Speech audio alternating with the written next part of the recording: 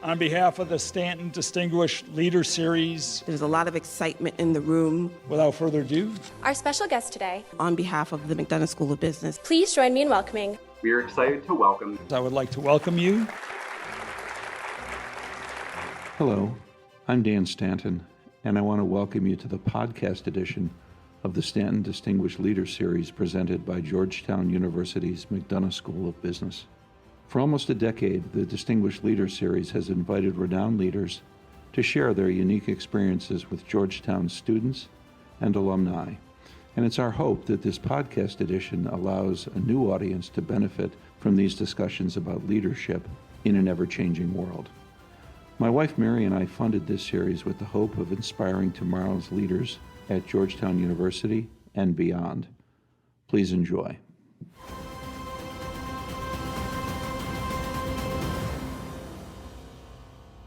Hello, I'm Stephanie Martineau, Director of Events at Georgetown's McDonough School of Business. In this episode, moderator Patricia Grant, Senior Associate Dean of the Undergraduate Program, is joined by Meghan Welch, the Senior Vice President, Head of Enterprise Human Resources, and Chief Diversity and Inclusion Officer at Capital One. Welch leads Capital One's Enterprise Human Resources organization, which includes talent acquisition, enterprise learning, total rewards, diversity and inclusion, people analytics, HR products, and HR operations. As Chief Diversity and Inclusion Officer, Welch leads Capital One's global efforts to ensure a culture that values respect for every associate, is inclusive of diverse views, and where every voice is heard and matters. Thank you so much, Megan, for being with us today. We've heard about some of your amazing accomplishments, and we know that you've had quite an incredible career at Capital One so far. We'd love you to talk a little bit about your people management and human capital experiences, and to just talk about maybe what contributed to you being labeled as the one who drove the maker culture for innovation. It'd be great to just hear a little bit about your career arc and how you came to this work. Yes, thank you. Well, first of all, Bryce, thank you for that introduction. Dean Grant, I am thrilled to be here. I'm privileged to be a part of this series. I am a proud Hoya. I'm reminded every day as I drink out of my Georgetown mug here in my virtual office about that. And so I'm thrilled to be invited and just thrilled to spend some time with you all here this evening. Well, I guess I could start at the beginning. I was raised in a small town in Western Massachusetts. When I say small town, I mean about 4,000 people. I had 64 people in my graduating class. So as you can imagine, while my world was vibrant and exciting at the time, it was quite small. And then my journey took me to Georgetown, where certainly my world just opened up so much. Everything that the school has to offer, the city has to offer, and just really started to expand my worldview on what could be possible. And certainly enjoyed my time at Georgetown quite a bit. It flew by so quickly, so quickly. I wish I had known how to slow down time at the time. And then, pretty quickly found myself at the spot of needing to transition into the working world and, figure out what was next and how to support myself and stand on my own in the world. And, I wasn't one of those people who had sort of a predetermined career destiny, or I didn't kind of wake up one day and decide I wanted to be an investment banker or a consultant or anything like that. And so I was just looking, I was just looking for something that kind of felt right, something that felt like I was qualified for, that would be exciting to me, but really not much beyond that in terms of specifics. And I wish I could say I had a more deliberate plan. I really didn't. And that is when I fell upon Capital One. And I recognize that was 22 years ago, and that is an incredibly long time to stay at any one company. It is very rare today. I am fully aware of that. But there was something about Capital One 22 years ago that is just still there for me today. And it wasn't anything that at the time I probably could have put words on, but there was just a feeling. There was a feeling about the values of the company, the obsession with doing the right thing, integrity and respect. And the mission of what the company was up to at the time that it just spoke to me.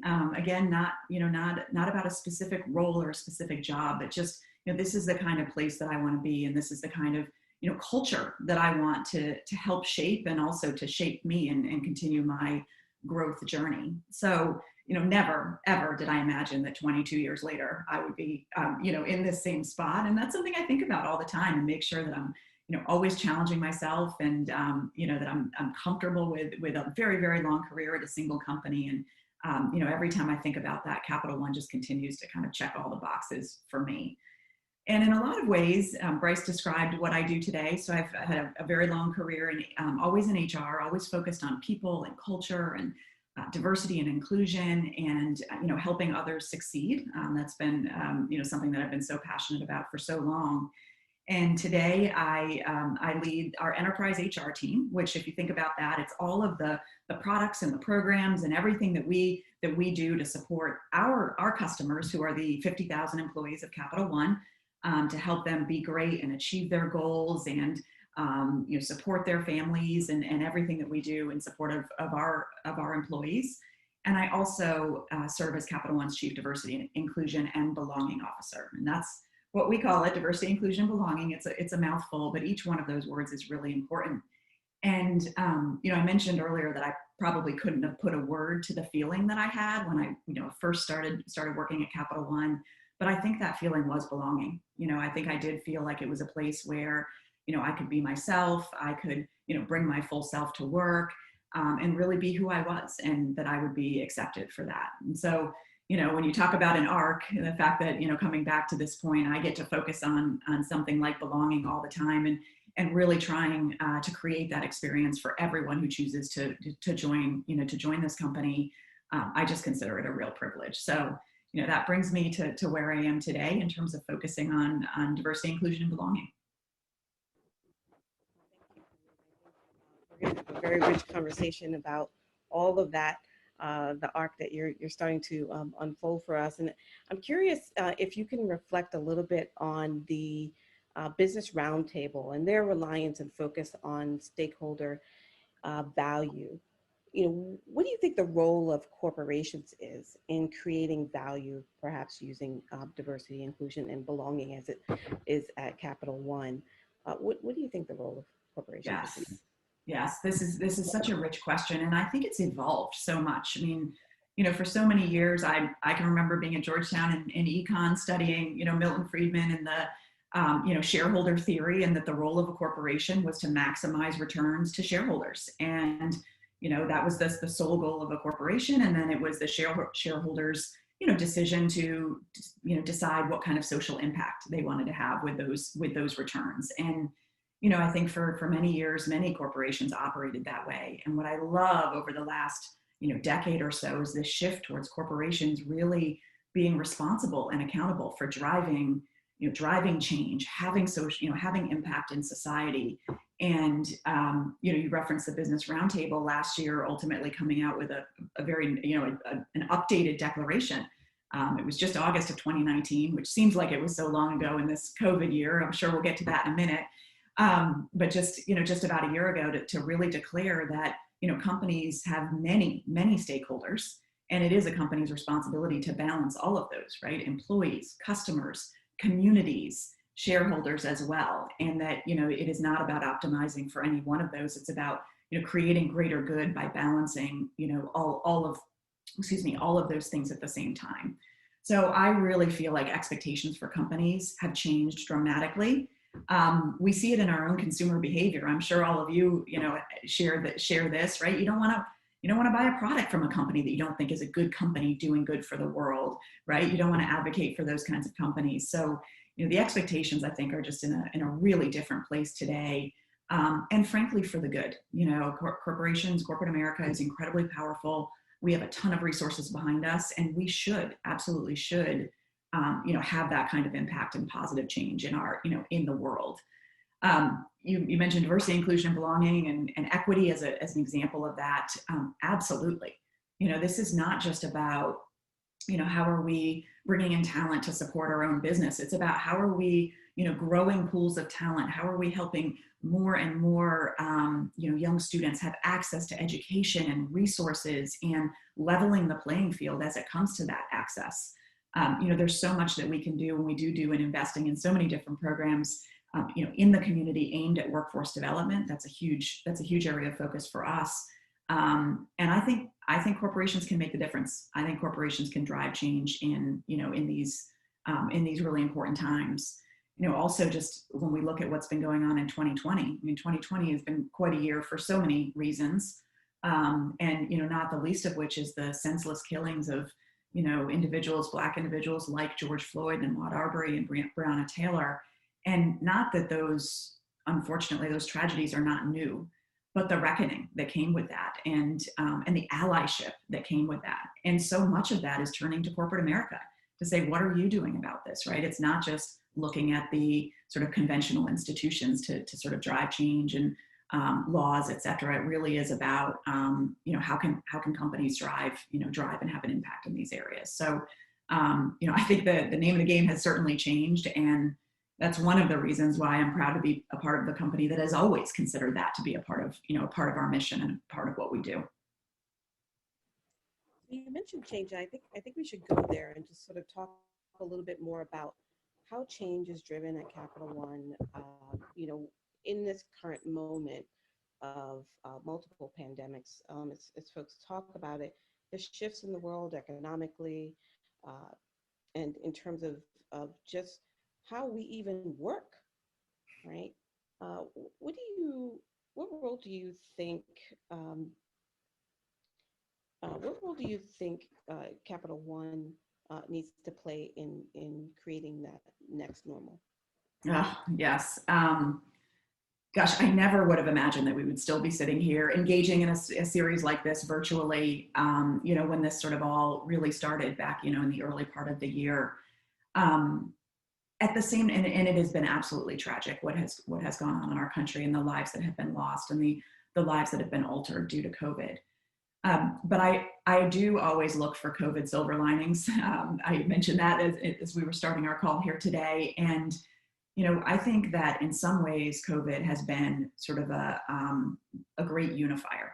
We are all sort of fighting the same virus, right? We're sort of all in it for the same cause. And I think that has really unified so many people. But at the same time, each one of us is experiencing different challenges.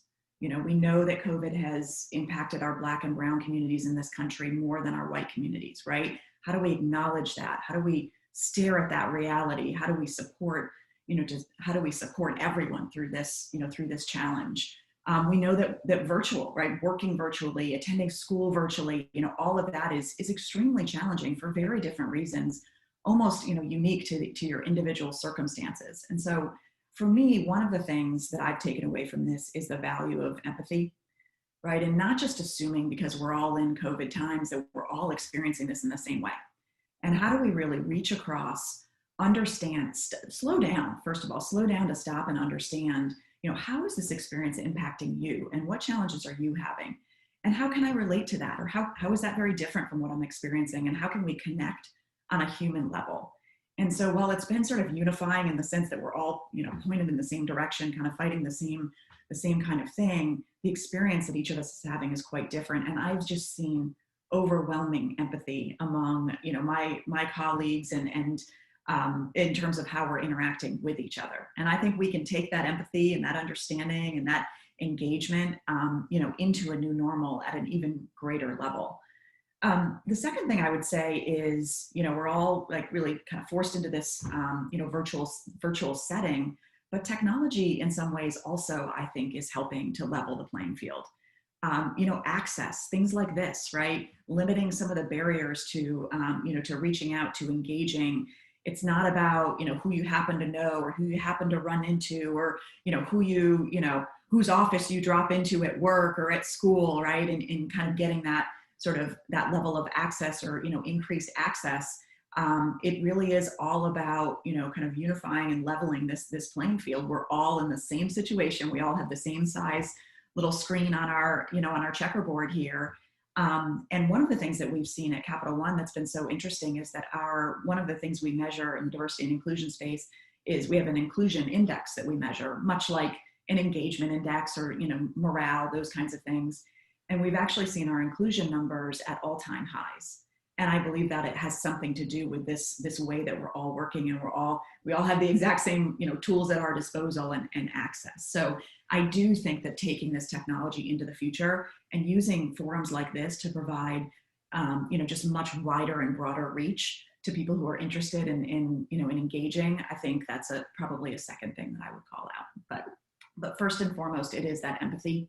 And I think we've all become a little bit more human this year. A little bit more understanding, and a little bit more willing to engage across different experiences.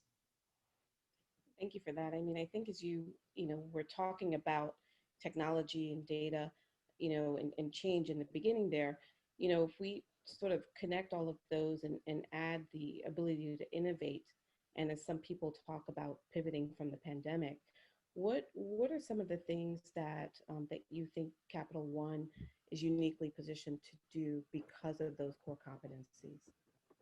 Around in the diversity and inclusion space? Yes. Let's see. I think, if I think about who Capital One is at its core, way back to its founding, Capital One's mission is about changing banking for good and really giving everyone access to building credit, to building financial stability, to believing there was a better way to do that, to give even more people the option to build towards their dreams. And so when I think about the core kind of DNA of who we are, that sense of inclusion for all is just sort of woven throughout who we are as a company and our business. And so that always gives me just such a great position of strength to start from in terms of this being so core to our mission and our company. The other thing that's really core to our company is data. So, Capital One was a big data company before that was a thing.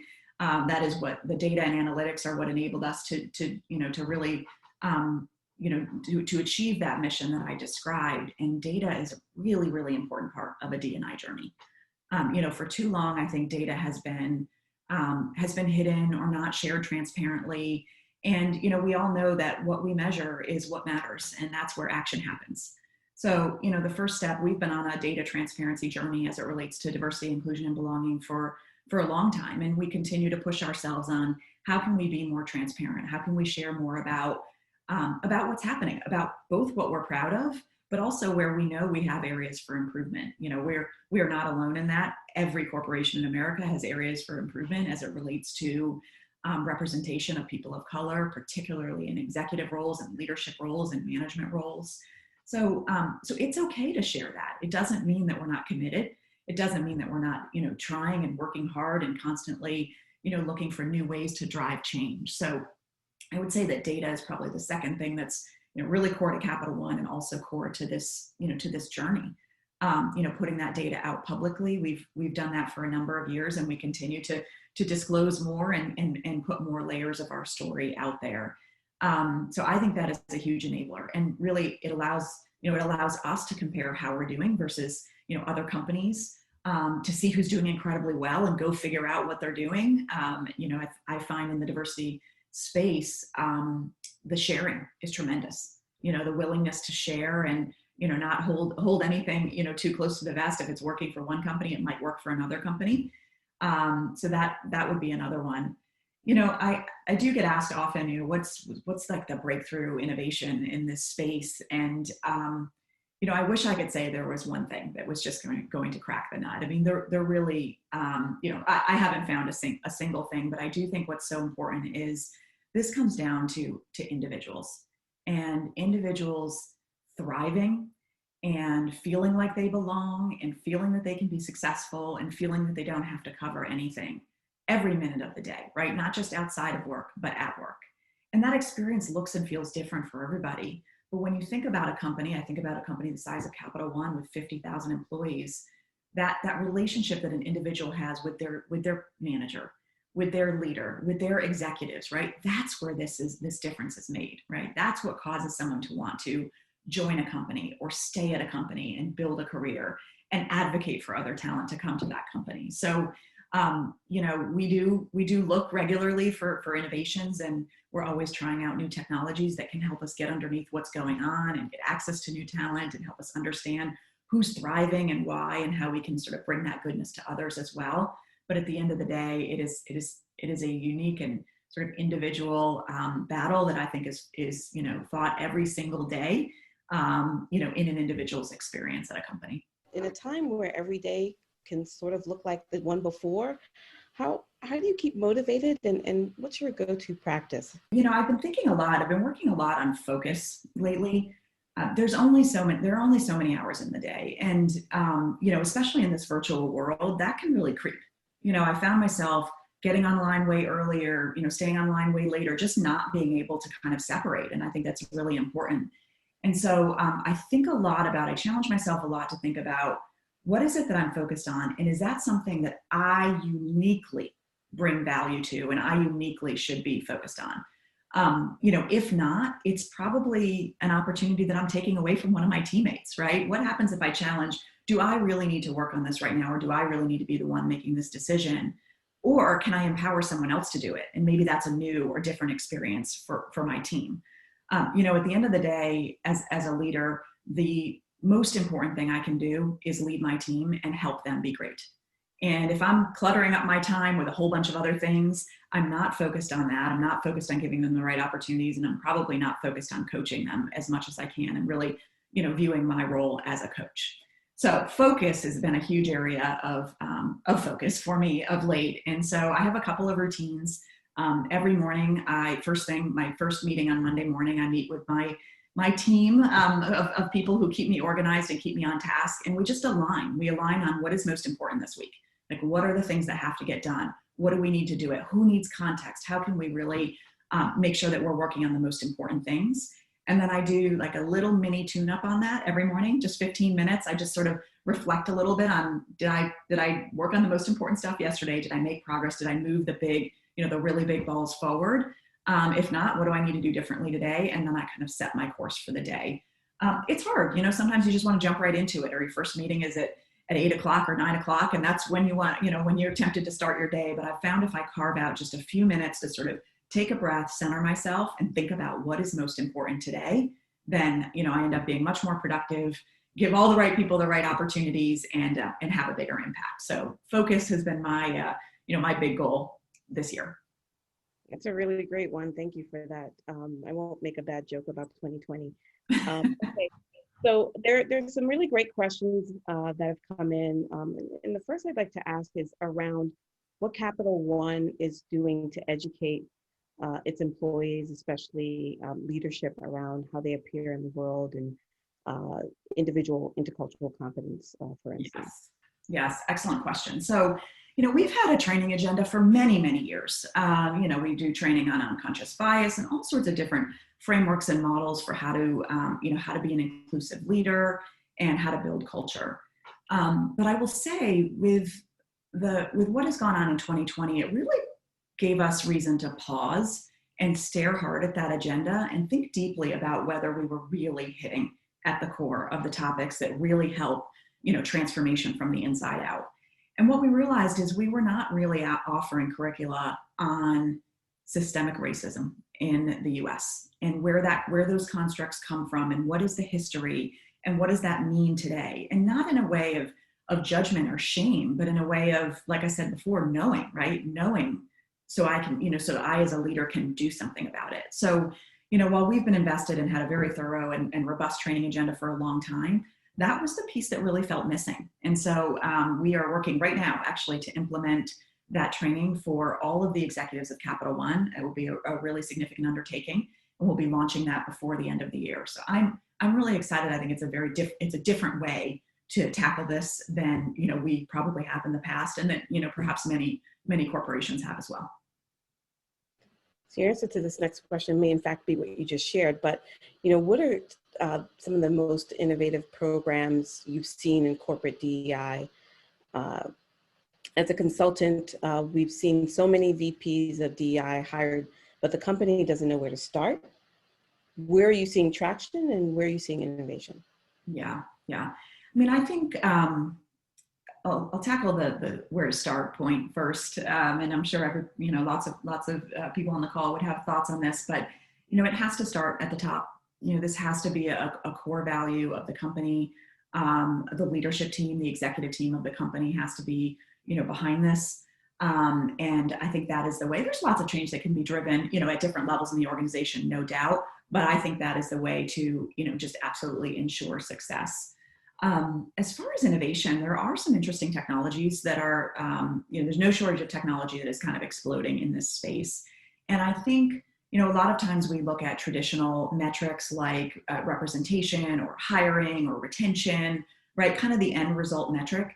And there's some really interesting technologies right now that are starting to give, for example, in the recruiting process, much more insight into what is going on throughout that entire recruiting process, right? Who is attracted to your company? Who is getting those initial looks? Who are getting interviewed? And what is happening through that process? And I think that's another example of like really digging and using that technology platform, using that data to then really dig in and say, what is going on here, right? Again, that power of data, right? Without that, you cannot get the insights and you cannot drive action. So I think the technology that is really starting to come up in a big way in this space, I think we're going to see some pretty interesting offerings here, yet to come, and a few that are on the market right now.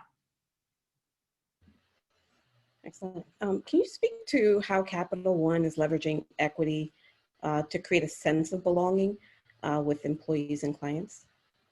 Yes, leveraging equity. Can you say a little bit more, any more detail on that question, or? That one came in. Okay. Leveraging equity creates a sense of belonging. Okay.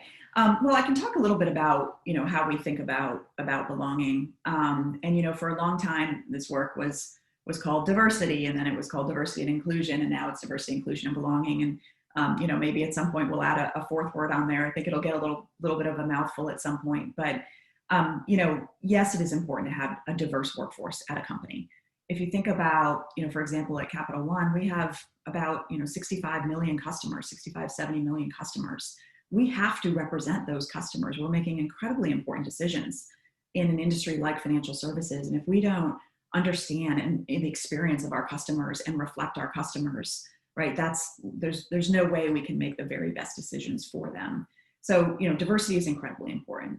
Inclusion, do you have the right people around the table? Do you have, are you pulling the right voices in?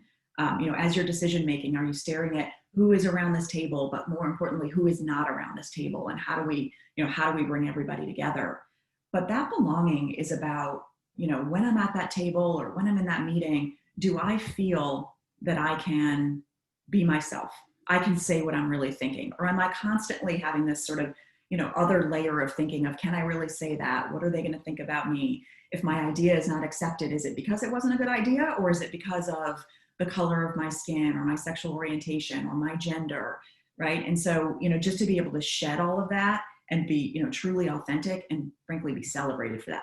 That's where the magic happens, right? That's where greatness comes from. That's where the very best decisions are made. That's where innovation happens. We know that time and time again, studies have proved that diverse teams are more innovative. And it's not just about putting a bunch of people with different backgrounds together. It's about doing that in a way that everybody feels like they're heard and they are valued. And so, that's really why we're continuing to push our journey much more into the belonging space. Yeah, and you're starting to talk about this next question a little bit here too. Just the question is, we have a lot of students who are interested in not being average leaders, but principled leaders. And there's an emphasis on principled. And so what behaviors would you encourage students to engage in, and what might they make sure to avoid in terms of managing others? Yeah, so I love that, going back to principles. I think that is such a powerful way to lead a team. If you're clear about what it is that you stand for and what you care about, everybody knows, and there's no, unpredictability in your decision making or in your leadership philosophies. And then people can choose, is this a leader that I can align with? Are their principles aligned with mine? And then I think greatness can really come from that.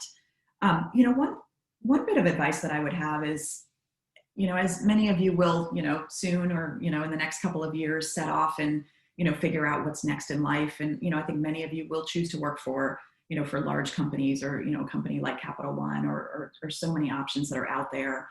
And, when I graduated, I was I was looking for a job. I needed a job, and it was a little bit about, something that I find interesting, and, a paycheck, right. And a way to sort of get myself started in the world. But a company and a decision around a company is so much more than a job. Companies, I do believe, have hearts and souls and can change the world. And so, as enticing as it is to make a decision about, like, this job sounds really interesting, or, this offer is really generous, like, really challenge yourself to look at the principles and the values of that company. Because if you want to be a great leader, working in a company that is congruent with who you are and what you care about, right, that's when you can unleash your own sort of principled leadership. If you feel like there's constantly a push and pull between maybe the values of the company and what you value, it's going to be really hard to authentically lead in that company and to be yourself. I love, there's a quote by a poet named Lucille Clifton who says, in the bigger scheme of the universe is not just asking us to do something, the universe is asking us to be something. And I think a great company gives you a platform to be something. I think about the opportunities that I've had as a part of Capital One, serving on boards, advocating for causes that I believe in, working with nonprofits with sort of the power and the resources of a company like Capital One behind me, right? That really helps me live those principles and put those principles in action. So that would be my advice is pick an organization that feels authentic and true to your principles and who you are. Don't be afraid to share those and speak those and be open about those. And people who are aligned to your principles will follow. And I think that's a great way to not only develop followership, but to build leaders, to continue to build leaders in your footsteps as well. Wow, this next question is right on the tails of where you left off, which is to really talk about how you leverage diverse talent across levels at Capital One. And it references the frozen middle, where managers of underrepresented backgrounds get stuck, as if you will, at middle management and may struggle to advance. What sort of strategies and approaches do you use to ensure that doesn't happen? Yes, that is such a great question. One thing that we're really focused on, and I am personally really focused on right now, is going to figure out, find those people, right? Who are they? And we can use data to do this, right? Who's been in a job for, quite some time? Who's been at a particular level for quite some time, and why, right? And then going to ask the question, right? Asking it in a supportive way. What are your goals? What are you interested in? Tell me about how you're feeling about how things are going here, and what can I do to help? And really, I think that's where advocacy and sponsorship comes in and plays a really big role. How do you connect with those individuals and say, I would like to help you. Like, if you can tell me what your goals are, let's work together to achieve those and to shine a light on the great work that you're doing. But I think at first it starts with, you have to go, I believe in a data-driven way, go figure out who those people are, where are they sitting in your organization, particularly in very, very large organizations. People can get lost. And using your workforce data, go figure out who is getting lost and ask them the question. Because chances are, nobody is asking them that question. What are your goals? How can I help connect you to that goal?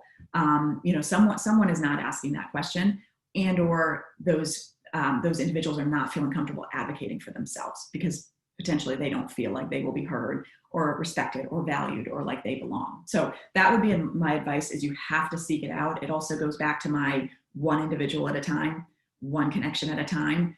And really understanding what is going on for a person as an individual. So we call it discovering talent, to really go in and figure out what is happening and why might someone be stagnant, and does that have to be the case? That's great. Can you talk a little bit more about the inclusion index? You referenced that earlier, and this next question is wondering how that is measured and what elements maybe have led to your excitement about the results so far. Yeah, we've taken a couple of different cracks at this. We have a number of questions. I think right now it's 4 questions. Questions like, I believe my voice, but my voice is heard and matters, right? So it's a self-reported questions that kind of come together to form an index. And we've evolved it a bit, and I'm not sure that anybody's quite nailed this one. I think there are a lot of different ways to look at it, but We're continuing to evolve, continuing to analyze it. And, the numbers tend to be pretty consistent, but I go and look at the tails. So if there are really low numbers in a place, like what is going on there? What experience, we break it down in a lot of different ways, but what is happening in that experience that is causing, those low numbers? And then also I love to look at the really high numbers as well. What's happening there that can be emulated elsewhere in the company? So like I said, it's a composite of a couple of different questions that form, an index. It's something we're continuing to study and always sort of testing new questions to see if maybe we can get underneath that feeling of inclusion and ultimately that feeling of belonging, in an even better way. But I do think, it has helped us to figure out where there's some pockets of real, perhaps challenges, and then where there's some pockets of real success and what's going on there. Who's leading those teams and what are they doing to really drive an inclusive culture? There's a lot that's been written about biases entering into the data and algorithms in particular. And so how does Capital One approach and maybe even audit those formulas and algorithms to make sure that those biases are remediated, first discovered and then remediated? Yeah. This is certainly I think a growing challenge, and in the last couple of years has made a lot of headlines. So we try not to rely too heavily on algorithms where we don't know sort of what the underlying, how the machine has been trained, because we recognize that this is a risk. And I think there's a lot of advancement to be had in this space. That said, even absent some of the machine learning and some of the technologies that are coming up, there's so much that data can tell us about what to go do, and then we can go do it. So I don't think it's, certainly restrictive as we wait for technology to catch up and, continue to, work with our teams, our data scientist teams, to advance the technology ourselves as well. So, for right now, I would say it's definitely something to watch out for, to not overly rely on any one predictive model, because there could be some bias creeping into that system as well. So, awareness is certainly the first. I think the awareness and caution are certainly the first steps in that journey. Thank you. You talked a little bit about this earlier as you were talking about the journey that Capital One is on to look at potential structural issues and policies or activities that might not really mesh with the culture that you've established and are continuing to evolve. What are some of those barriers those structural barriers that you're trying to address, you are even encountering at this early stage? Yeah, so a couple of things as it relates to the commitments that we've made, sort of the new commitments here in 2020.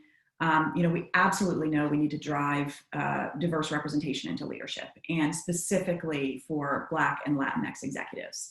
That requires more work, right? The talent is there. We just have to go find it, right? We have to position ourselves in a way that talent is interested in coming to Capital One. It requires more patience on the slates, and when we're recruiting, to say, no, I will not make an offer until I have seen a diverse slate of candidates. I will ensure that my interview panel is diverse as well. And so I think sometimes patience or lack of patience can get in the way, right? A lot of times there's an opening and you need that filled quickly.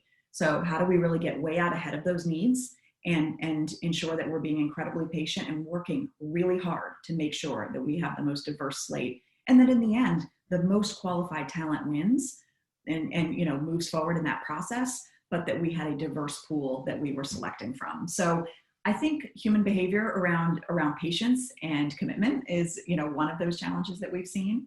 We're also constantly reviewing our talent systems for any evidence of unconscious bias or bias that might be in those systems. I think a great example of this is pay equity. We've done a ton of work on pay and ensuring equitable pay outcomes for everyone. And one of the things that we realized is that, lots of times if we find that there are inequities in pay, it really has nothing to do with what's gone on as someone's been at our company, but it has a lot to do with the offer someone got when they were coming in the door. And a very common way to make an offer is you ask someone what they're making at their current company, and you give them a nice bump over that to entice them to come over, and they join your company. And so you can see how it's, that how pay is always built on, sort of what I made at my last company. So where does that, if there's a wrong going on there, like how and where does that ever get righted? And so an example, one of the things that we've done is as we were going down our pay journey, we realized that, there's only so much we can do kind of inside Capital One, but it's really that offer point that makes all, such a huge difference. And so, that was an example of a barrier that we came upon. And so what we decided to do is no longer ask our candidates what they're making. We look at what people who are in that job, doing that job at the company make, and we form the offer based on that. So that's another example of kind of how do you really think about this differently, and how do you sort of change that construct or change that barrier, that structure that's been, in play for so long. And, that then is a greater good for the world too, right? Because that person will, hopefully do great things at Capital One, and then maybe go on to some other company and have a fair, sort of fair pay to take into that new role as well. So, that's just another example, is how do we really look at systems and question them and really think about what if and what could be going on here. The last thing I'd say is that, as we look at things like, structural bias and, systemic racism in our country, in our communities and companies, it's really, I think it's really easy to get defensive about that and say, well, that's not who we are, or that's not our intention. But to really be able to pick yourself, pick up and look at it from a different level and say, but these are sort of system and group level dynamics that have existed for a long, long time in our country, for the history of our country, right? It doesn't mean that you are a bad person or a company has bad practices. But what's great is how do you find out about those things? How do you challenge them, and how do you make sure that you're flushing any of that out? So I would say that's another barrier, is trying to separate this intent from what might actually be happening, and be willing to kind of rise above that and challenge that structure and drive change. To that point, I wonder if you can talk about the opportunities that you're most excited to tackle in the diversity, inclusion, and belonging space at Capital One. Yeah. There's so many. I mentioned the training earlier, the executive education on systemic racism and some of the underpinnings. I'm really excited about that. I think that's not something that is offered in schools, right? That's not something that a lot of people in America have had access to, and I think that can be eye-opening. So I'm pretty excited about that for sure. We're also continuing to expand our investments in HBCUs and Hispanic serving institutions. And we have some great partnerships going there, with a plan to continue to increase those and deepen those relationships even more. So I'm very excited about that. We're also spending a lot of time looking at our talent brand. So who are we? Who is Capital One as an employer to different demographic groups, to college grads, to professionals, to executives, of sort of all different backgrounds. Who are we, and how do we get underneath that and really understand that, and what's working and what's not working, and how do we really bring our true sort of authentic kind of values and mission to bear in that conversation. So lots of work around talent brand. I think that's something that's really exciting, and a lot of innovation in that space, certainly, about how do you reach potential talent. I think there's a lot of cool developments coming there through technology as well. So those are some of the things I'm really excited about, but lots of work ahead of us for sure. So just two more questions here. One is, how do you foster an open, communicative environment for your employees? And you did reference something earlier that may fit here too. Yeah. I can tell you one thing that I've been doing quite a bit this year with my team for the last couple of years is, I realize I try to be really, really mindful and notice who is not putting their voice in the room. If we're debating a topic, who have I not heard from? And then I know lots of times people don't want to be put on the spot, say, Dean Grant, we haven't heard from you yet. What do you have to say on this topic, right? Maybe the answer is just you don't have anything to say right now. And so it's not about putting people on the spot, but I've been trying to experiment with different ways to ask questions to make people feel comfortable, saying what's on their mind. So like one example of that is I will often ask, if we're debating an idea and, talking about the pros and cons, I might ask, what would our harshest critics say about this idea? And then it's like, well, it's not me saying this, but like someone could say that we're not thinking about X, or we're taking our eye off the ball on Y, and just trying to ask questions in different ways that bring out different perspectives. So, that's, I think, one small example of something I try to do within my team. I try to, really play with what are the questions that I can ask that can bring out the different voices in the room. And I really feel like if all leaders are focused on, who's in this room and who's not here, who's speaking up and who's not, and how do I create the environment where the right people are here and speaking up and feel comfortable to do so, I think that goes a really long way in terms of someone feeling like they're valued. Thank you. So this is the final question. How do you keep up with trends and determine relevance? Where do you look for that inspiration, perhaps? Oh my gosh, there's so much. I mean, it's just, bombarded, way too much internet time for sure. Certainly connecting with colleagues. I belong to a couple of groups. Those things can take, roundtables and things can take a lot of time. And so I'm very discerning about the groups that I join and the kind of roundtables or conferences or things like that I attend, because you could make a full-time job of doing that all the time. And so, I want to ensure that they are spaces where people are willing to share, are willing to say the tough stuff, and where, I feel like real solutioning is going on versus just kind of discussion. So I do belong to a few of those types of groups, but I try to be pretty discerning about that, because again, that could be just an endless journey of connecting in that way. I mentioned podcasts before. That's a big one for me. Bite-sized things, nuggets. The other thing that's fun is people know I listen to podcasts, and I do lots of big group talks all the time. And so there's always a question of, what did you listen to today? And then, I get tons and tons of recommendations. And so just, lots of trying lots of different things out. So that's another big learning. And then, my team. I mean, my team is a wealth of knowledge. They're all connecting all the time. Just making the time and space to say, what are you hearing? What's on the horizon? What are other companies struggling with? What's in the news? How can we stay on the front foot on this stuff? And particularly in the diversity, inclusion, and belonging world, there's a lot of connecting right now. There are a lot of headlines. I mean, when I first started this work many years ago, there weren't diversity related headlines on the front pages of CNN, Washington Post, and New York Times, etc. And now there are. So the world is serving up a lot of content to react to. I would say that's the other thing is, and what do you do in the moment to support your employees, to support the people you care about, to support your loved ones when there's a barrage of things happening all the time. And companies play a role in that, unlike in the old days when that stuff stayed outside of work and this was just about work. And we know we have a responsibility to support our employees as well.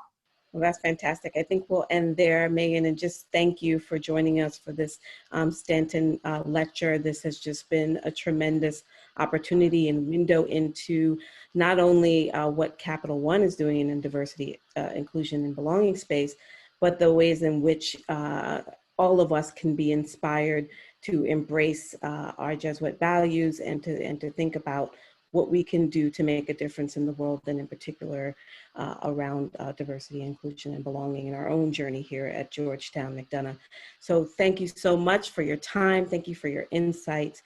And we very much appreciate having this opportunity to dialogue with you this evening and today. All the very best to you. And thank you all for joining us today for this amazing discussion. Thank you for joining us for this episode of the Stanton podcast series. Please explore our growing catalog of speakers and conversations.